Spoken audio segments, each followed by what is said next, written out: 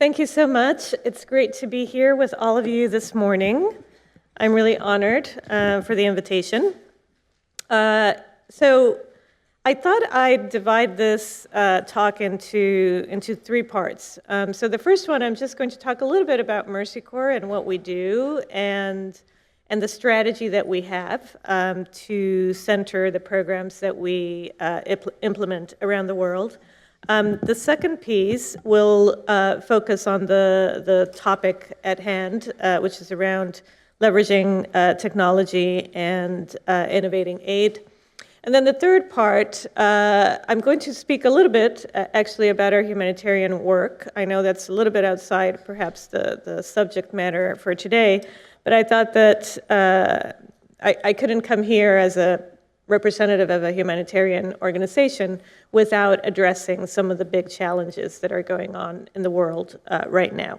So Mercy Corps is a humanitarian and development organization that has programming in about 40 countries in Africa, Latin America, the Middle East, Asia, and Europe as well. We seek to find lasting solutions to the complex and dynamic challenges posed by conflict and climate change, which require action on multiple fronts.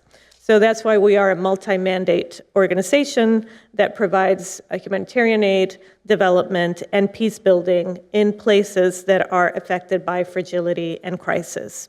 So a couple of years ago, we rolled out a 10-year strategy for our work, and we call this strategy our pathway to possibility, because we're hoping that it'll be something that can help us to work with communities and realize the possibilities in front of them. So our ambitions are not only to meet the basic needs of communities affected by conflict and climate change, but also to achieve lasting transformational change. So to that end, we have a vision, which I'm going to read for you. So our vision is to put communities at the center of our work and place a stronger emphasis on climate change than in the past. We support communities and the most marginalized within them to emerge from crisis and build towards a more inclusive and resilient future. And we aim to partner and improve the lives of those that are systematically marginalized because of age, gender, ethnic, religious, or other identities, those that live in extreme poverty, as well as those that are most affected by climate and conflict. And those are our two drivers for our work, conflict and climate. We know that extreme poverty is on the rise for the first time in 2 decades, and violent conflict is at a 30-year high at the moment. So we are really facing a global climate emergency, and it's a crisis that is felt by the communities, it's felt the most by the communities that have contributed the least to the crisis. So without a new course of action, conflict and climate will continue to drive hunger, water shortages, loss of incomes, violence, and displacement as well over the coming decades. And oftentimes people ask, well, why, as an NGO, why are you doing climate? Like, what do you know about climate, right? But the reality is, and what we're seeing in our work today, is that climate change is a huge driver for conflict and for population movements and displacement. So it is a huge issue that actually relates to everything else that we're trying to do. And towards that end, we use a 3-layered resilience framework that includes three sort of steps, which is cope, adapt, and thrive. And resilience is really at the heart of everything that Mercy Corps does, because it means that people and systems can protect and improve well-being in the face of shocks and stresses. Mercy Corps strengthens sources of resilience to enhance the capacities of people, markets, and institutions to handle shock, reduce risks, build more equitable and responsive systems, and improve well-being. And we aim to work with communities to put them at the center and to make sure that their voices are heard. So on when we talk about cope, what we mean is that we strengthen people's ability to cope with the immediate effects of a crisis, helping them meet urgent needs with dignity and self-determination. So generally, this is accomplished during the emergency phase or the humanitarian phase. Then we move to adapt, which is sort of the second layer in the framework, where we enhance people's ability to adapt to future threats, helping them to build back better after each crisis and to avoid or lessen the impacts of future shocks. And finally, we have the thrive layer, where we support people to thrive, helping them to transform their own lives and influence their local systems to address inequities and advance well-being. So this one is really looking a lot at systems. So in addition to this framework, we also focus on four areas. And one of the things that we did when we worked on our strategy in 2022 was that we limited the areas that we were going to work in so that we could have maximum impact. So we got out of health and we got out of education because other actors really can fill those roles and possibly do it better. So what we're doing right now is we're focusing on 4 key areas, which are food security, water security, economic opportunity, and peace and good governance. So I'll just say a couple of words about each one. On the food security side, it's sustained participation in inclusive and resilient food systems and autonomy over food choices to improve and protect food security in fragile environments. When we talk about water security, we mean inclusive, climate-smart water systems that contribute to resilience by improving livelihoods, food security, and social cohesion. When we talk about economic opportunity, we talk about market systems that pivot and adapt to shocks and stresses, and that will, in turn, support the resilience of those who depend on them. And when it comes to peace and good governance, its resilience to conflict and climate shocks depends on peaceful, locally led action and meaningful participation by everyone in responsive governance processes. So our hope is to move us closer to a world where people reduce or prevent violence, contribute to advancing sustainable peace, and participate meaningfully in inclusive and responsive governance systems. So in addition to these 4 areas, then we have 5 commitments. So it's the one vision, the 2 drivers of conflict, the 3-layered framework, the 4 outcomes, and the 5 commitments. And I tell you all of this because I'm going to use all these words later on, so you know what I'm talking about. And the commitments are climate smart. So this is a new commitment for us, and it's our strategy in 2022, and hoping to take bold action to meet the urgency of the climate crisis. Mercy Corps is committed to reducing climate burdens on the people suffering the most, particularly women and girls who often experience climate change in a disproportionate way.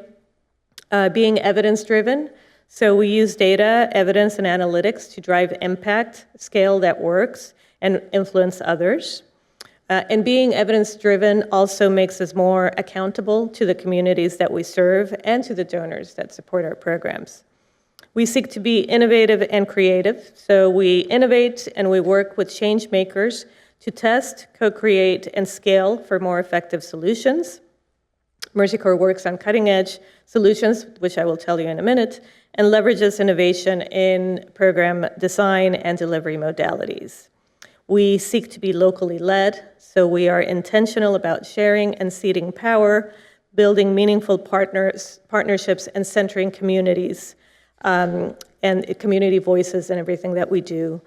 And we recognize that program partners and participants are agents of change and should be in the driver's seat, making the decisions that matter the most in their lives. And then we have a commitment to being safe, diverse, and inclusive. So we create a culture of inclusion for all people that protects, enables, and elevates diverse community members and groups.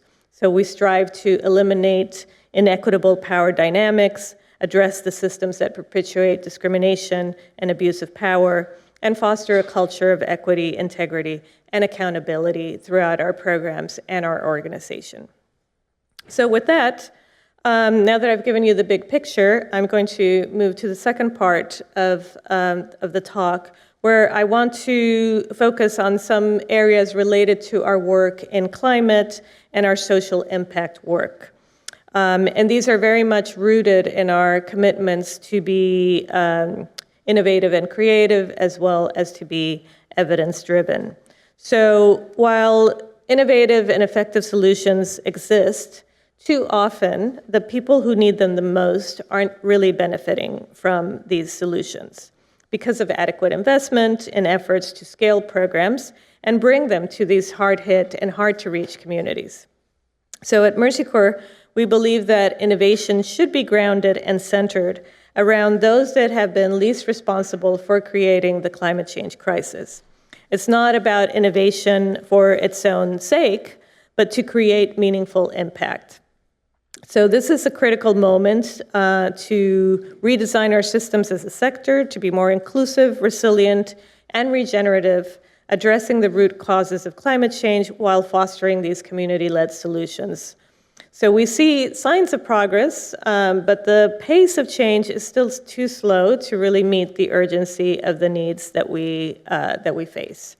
So what we want to do is ensure that those closest to the problem have the best understanding of these potential opportunities are able to help design their own solutions. So I just want to take a minute to remind ourselves of the scale of the climate crisis, and I'm sure that all of you are really aware of everything, but I found the numbers that I'm about to give you to be quite extraordinary in a not positive way. So the World Health Organization estimates that 3.6 billion people are already living in areas impacted by climate change. In 2022, for example, disasters triggered a record 32.6 million displacements, of which 98% were caused by weather-related hazards, such as floods, storms, wildfires, and droughts. This is according to the International Displacement Monitoring Center. And these 32 million displacements represent a 41% increase compared to 2008 levels. So that gives us a sense of the magnitude of what we are dealing with. And a third of the world and 80% of the rapidly growing population in lower income countries survive on crops that are grown by small-scale farmers. So as the climate crisis becomes more intense, food becomes more difficult to grow, and hunger becomes more prevalent. So 3 billion people will face acute malnutrition by 2050 if farmers cannot adapt their practices to meet this challenge. So we also know that even though climate change affects everyone, it affects some of the vulnerable groups a lot more. So these groups are less able to cope and experience greater hardship. So when farmers suffer from drought or communities face devastating floods year after year, or small businesses can't have electricity, to power their businesses, more complex crises arise out of that. And then it has that ripple effect. So communities dealing with climate emergencies are likely to be hit again over and over before they can recover. I went to northern Kenya, to the Turkana region in 2020, I believe it was 2023, beginning of 2023. And it was the 5th year of a drought. So there was nothing growing there. And I had been to that region about, in the late 90s, and it was completely different. You saw cattle everywhere. I went in 2022, and 2023, and there was no cattle. You didn't see it because it couldn't survive, right, given the drought. So the changes are really very real. And I know that sometimes, I was telling Sandra before the meeting, sometimes it can feel overwhelming, right? And it can feel a little bit depressing. However, we have to think that we all have it within us to work together and to try to find those solutions that perhaps while not perfect, can really make a contribution to turning things around. So I want to focus on some of those examples where we are doing some of this work to try and, and make some changes. So I have a few, but for the sake of time, I'm going to cut one out, but we can come back to it if necessary during Q&A. But I'm going to talk about a group that sits within Mercy Corps. So we created in 2015 basically a social impact arm, which we call Mercy Corps Ventures. So Mercy Corps Ventures invests in and catalyzes technology ventures to increase the resilience of underserved individuals and communities. It's a sector-leading and rapidly expanding impact investment arm and innovation lab for emerging technologies that drive humanitarian and development impact. So Mercy Corps Ventures has invested in and supported about 55 early-stage technology ventures to scale to positively impact over 30 million unserved people across more than 90 countries, including 25 of the least developed countries and 30 of the most vulnerable countries. So our portfolio centers around climate adaptation and resilience building solutions in the following areas so that those living in frontier markets can withstand disruption and plan more effectively for the future. So there's 3 areas that we focus on, and I'll give you just some very brief examples of what we're doing in these 3 areas. And so the first one is adaptive agriculture technologies. So solutions that include precision agriculture technologies such as regenerative agriculture, post-harvest technology, digital agri-marketplaces, and so forth. And this is all to strengthen the resilience of the smallholder farmers and the food systems that they operate in. So a lot of this work that we're doing is really targeted at these smallholder farmers. So we have an example of a company called Tolbi, which is a precision agriculture startup operating in Senegal. And it uses artificial intelligence to analyze multiple farm-level data points, including satellite images and field samples, and then provide bespoke recommendations to farmers via SMS or voice notifications in their local languages. So what we do is we make investments in these companies and then help them to scale. And oftentimes we make these investments because the ecosystem isn't there for other more risk-averse actors to invest the funds in this. The second area is inclusive climate fintech. So these are solutions including digital savings, embedded credit, insurtech that help individuals, households, and small businesses to create more income and to thrive. Here we have invested in a company called Pula, which was started in Kenya, and now insures, so they do insurance products for small farmers, and it now insures more than 15 million smallholders globally against catastrophes that have the potential to eliminate the progress that they have made and push them into poverty.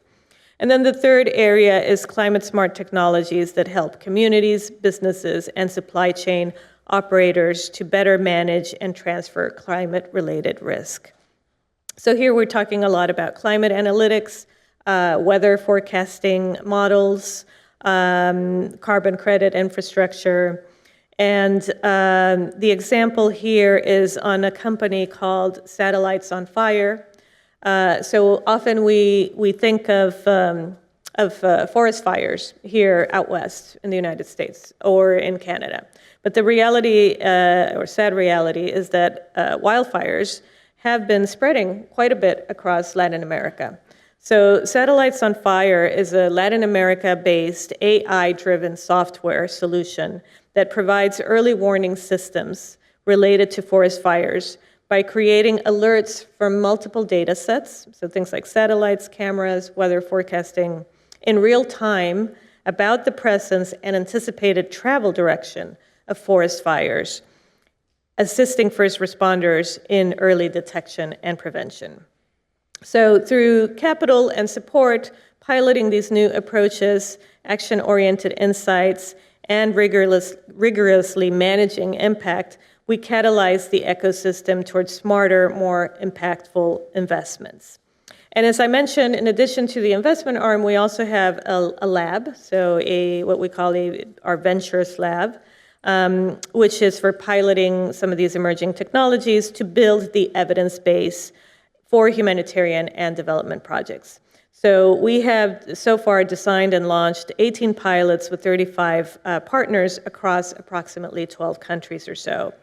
And our lab leverages emerging technologies, again, similar to the ones I've just mentioned, data analytics, AI, blockchain, and so forth, to advance the delivery of aid, financial and economic inclusion, and climate resilience. So we do a lot of anticipatory action. So our lab pilots these emerging technologies that improve the impact of anticipatory catch transfers to communities at elevated risk, automating the transfer of funds before an actual crisis occurs. So that way, they are more cost-effective than traditional humanitarian aid because people are receiving something even before the crisis is occurring. So I'll give you a brief example here. In the last year, basically, end of 2023, beginning of this year, we conducted an anticipatory action pilot in the Horn of Africa to deliver anticipatory catch transfers to pastoralist communities in northern Kenya and shorten the response time for humanitarian aid providers. So what we did was that we tested two things. So remote sensing technologies, including satellite imagery data to anticipate droughts. That was the first one. And the second one was the use of blockchain and self-executing smart contracts to deliver anticipatory catch transfers to increase the efficiency and the effectiveness of aid delivery. So the smart contract was triggered when we remotely sensed vegetation levels as measured by the NDVI, which, as I understand it, is a measure of vegetation density or greenness in a particular area. So once these levels fell, funds were dispersed. Once the levels indicated drought, basically. So the money was dispersed. And it did that also comparing those levels to the averages over the last 10 years or so.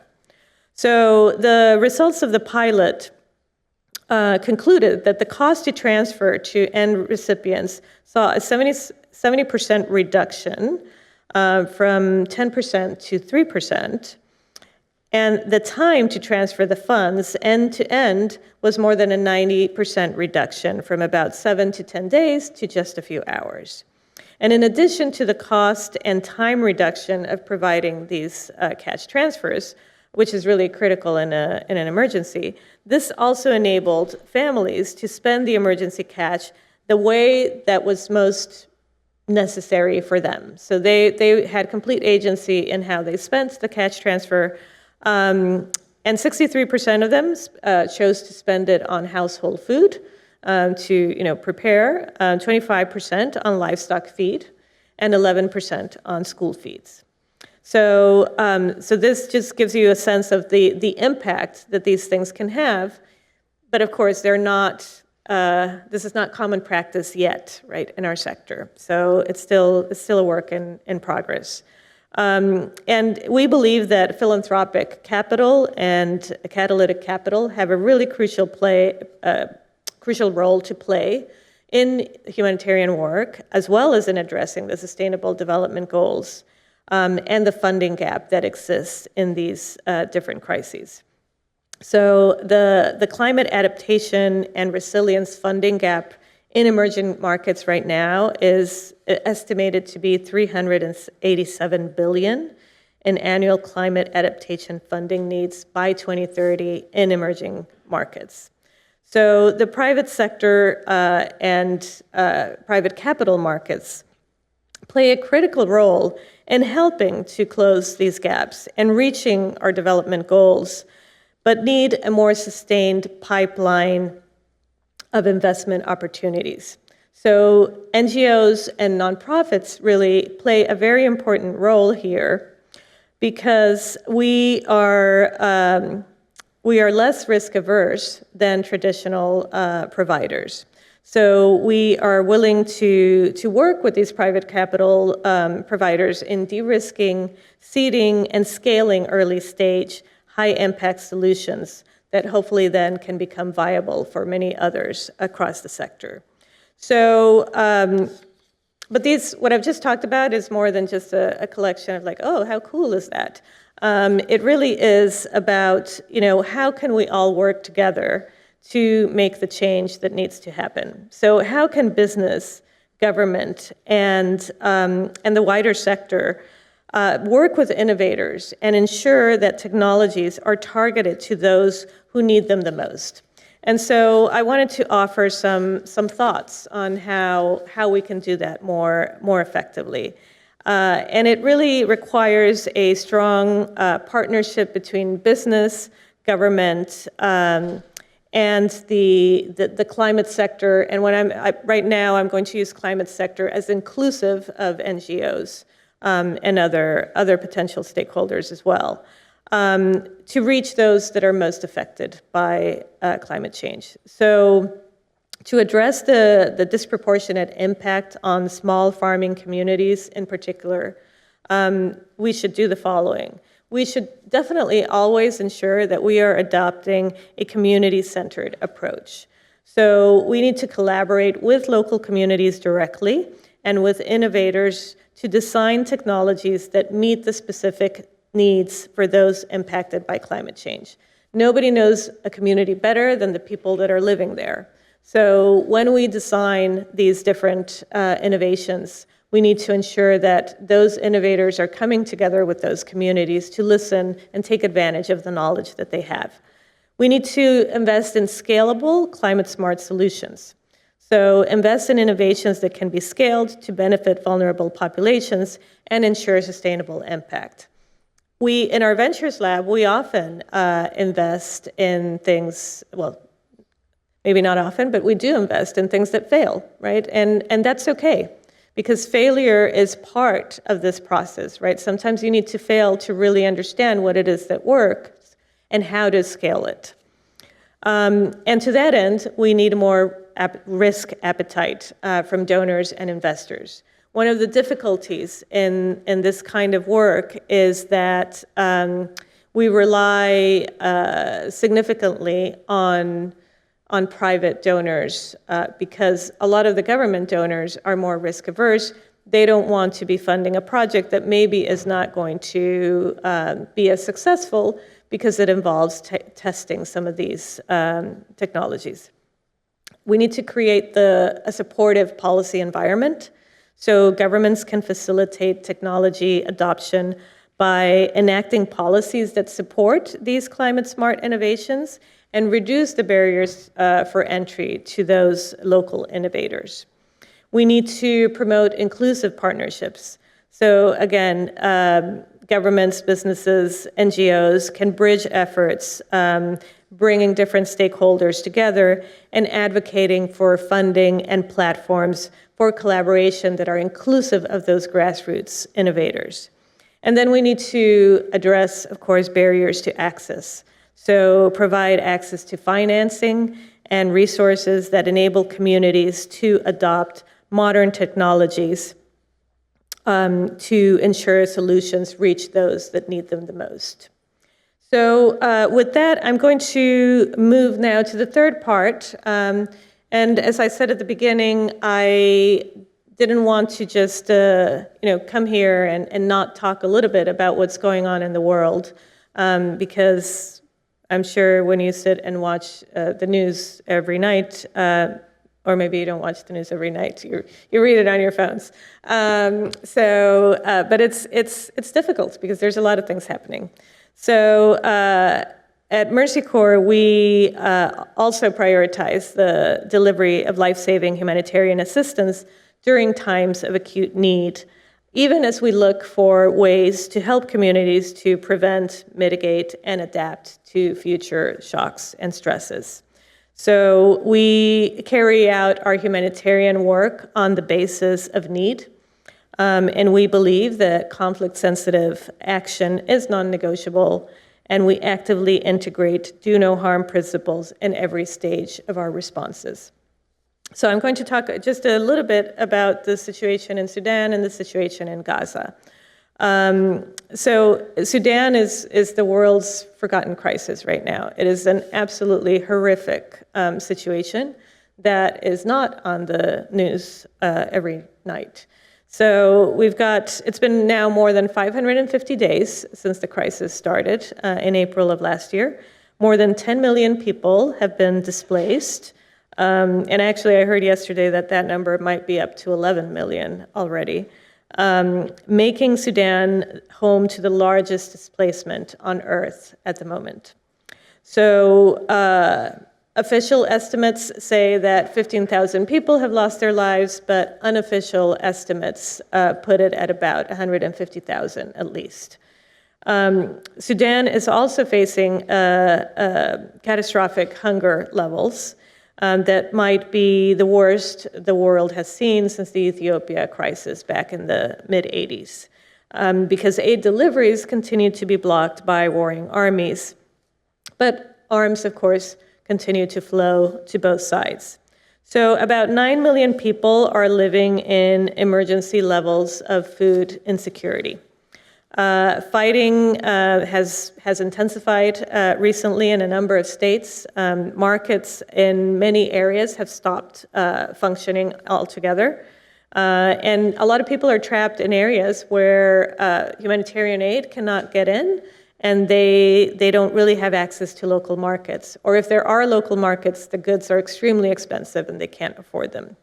So this humanitarian crisis in Sudan also has the ability to spill into its neighboring countries and become a wider conflict.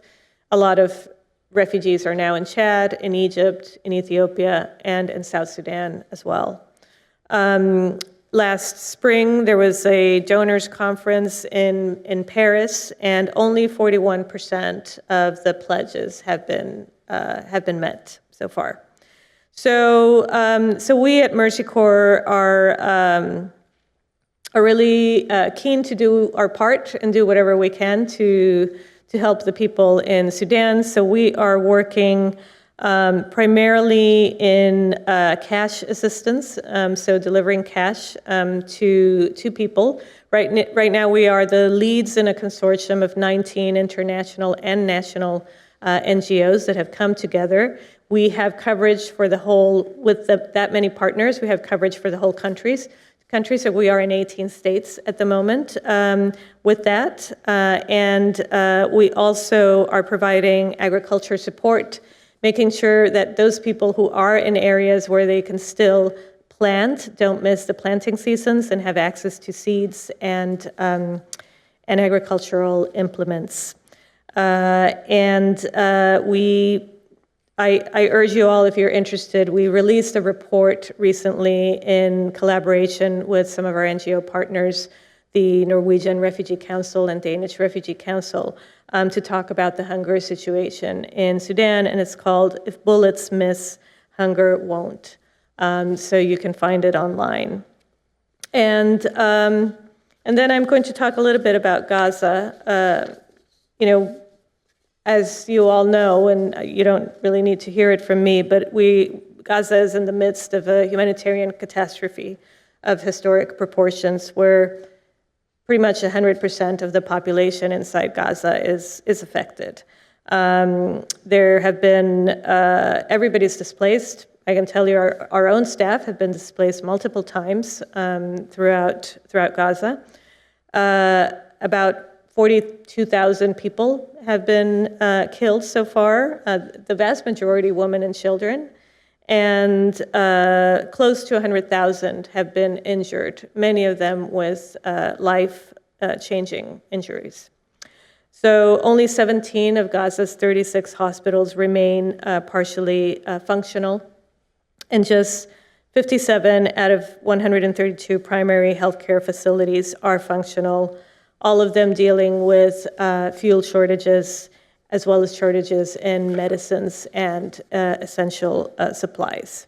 So nearly 68% of Gaza's cropland has been damaged.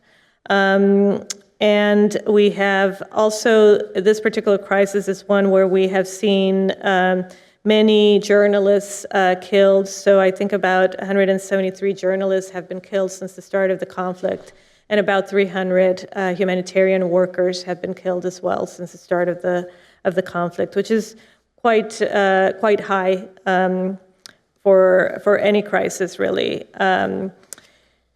And the situation is not likely to improve. Winter's coming, and that will be an issue because rains will also come, and many people are displaced in makeshift shelters that are not located in areas that can withstand. Many people are living by the beach, very close to the water. So they are likely going to be facing some very, very critical situations. And the critical infrastructure has also been damaged quite significantly, with about 70% of the drainage infrastructure damaged so far. There is also concerns about hunger in Gaza, and we also have a situation where about 1.84 million out of 2 million are experiencing high levels of acute food insecurity. And just to give you a sense of the density, because people have had to move so much into smaller and smaller areas, the density right now is about 40,000 people per square kilometer, which is extremely high. So we have had a presence in Gaza for a number of years. So when the crisis started, we had staff on the ground that could help to provide support to the people in Gaza. Getting supplies in is extremely difficult, but we have been able to reach about 190,000 people since the beginning of the conflict, primarily through cash assistance, emergency food, and non-food items, primarily shelter kits and winterization kits. In addition to that, we have a program that focuses on youth. This was a program that had started before the conflict, and through that program, we are delivering psychosocial support and trying to promote well-being in Gaza. So again, through non-formal education interventions, psychological support sessions that will help some of the youth deal with the challenges that they are experiencing with the conflict and displacement. And there's also a series of remedial learning activities for young people focused on topics like math and science and English, because of course many of them have difficulty continuing their studies, and fostering resilience and coping skills. So that's what we do, and of course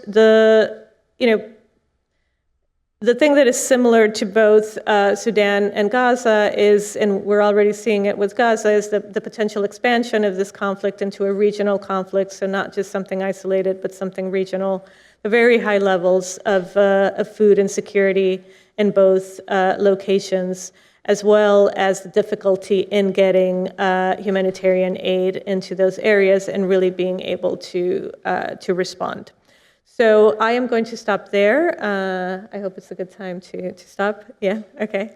And I have not been keeping track of time, so over to you.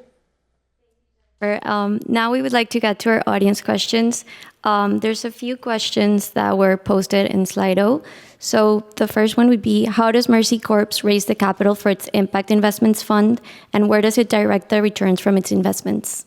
Yeah, so we raise it primarily from a variety of sources, mostly private, as I mentioned. So we have a lot of foundations that provide support to ventures. We have some corporations as well that provide support. And we also have other investors that provide funding for these kinds of investments. We invest the money. We don't do a return to the people investing at the moment. That is something that we are exploring with some of these social impact projects. But it's not something where we have, returned funds then to the investor. We track, our ventures team has sort of its own advisory board that go through every, they do an analysis of every investment. There's a series of criteria that they look at to decide whether to invest in a company or not. Oftentimes we are the first ones to make that investment when things are at the very beginning, because that's when it's harder to get the money. Then as they develop a little bit more, other investments come and are able to move it forward. Yeah, I think that leads perfectly into the other most voted question, which was, how does Mercy Corp work with other capital providers in the ecosystem to help scale the solutions you invest in? Yeah, so that's kind of what that refers to. We are the front line, so we're there at the very beginning when it would be extremely difficult for these companies or startups to get anybody else to invest, because there's a higher level of risk.